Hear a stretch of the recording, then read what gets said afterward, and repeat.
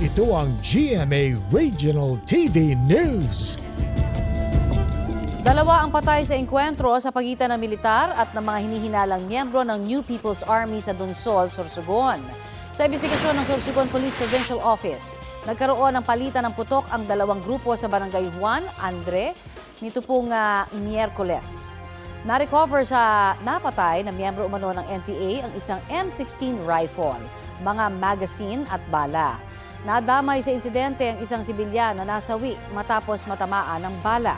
Sinusubukan pang makuhanan ng pahayag ang kaanak ng biktima. Patuloy ang investigasyon ng mga otoridad. Nagsara na muna ang ilang gasolinahan sa Pangasinan dahil sa kawalan po ng supply ng langis.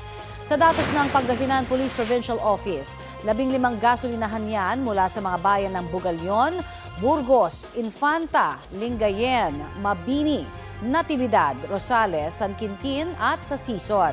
Araw-araw na nag-iikot ang mga pulis para matiyak na walang gasolinahan ang lumalabag sa hoarding, profiteering at supply manipulation. Nilimitahan din ng ilang gasolinahan sa 500 hanggang 1,000 piso kada customer ang ibinibentang petrolyo. Sa Placer, Masbate naman, arestado ang isang lalaki dahil sa iligal umanong pagbebenta ng gasolina. Nasabat sa kanya ang halos 40,000 pesos na halaga ng litro-litrong gasolina.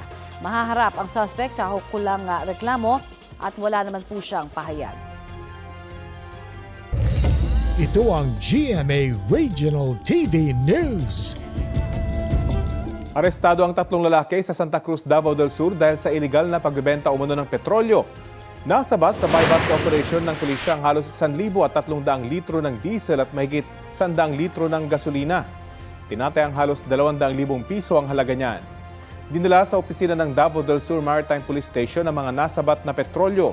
Walang pahayag ang mga naarestong suspect na mahaharap sa reklamo. Napilitan naman magsara ang 16 na gasolinahan sa Davao Region matapos maubusan ng supply ng langis.